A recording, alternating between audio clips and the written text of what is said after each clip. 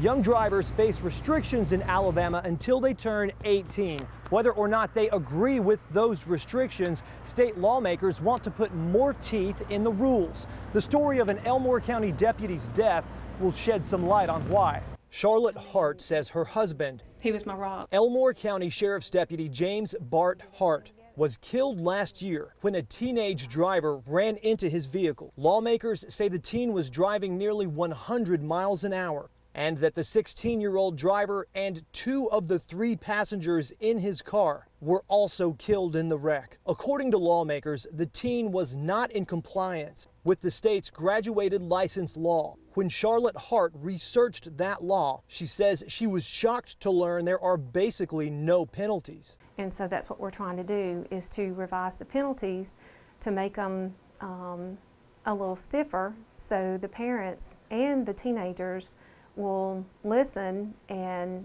understand, what can happen and why we're trying to do this. Senator Clyde Chambliss is sponsoring SB 173, the Deputy Hart Act. It would create $500 fines for parents of teens who violate the Stage 1 or Stage 2 license laws. And it also has a penalty that he thinks will get the teens' attention. As if they violate this law and they're ticketed for it, they would go from a driver's license back to a permit for 6 months.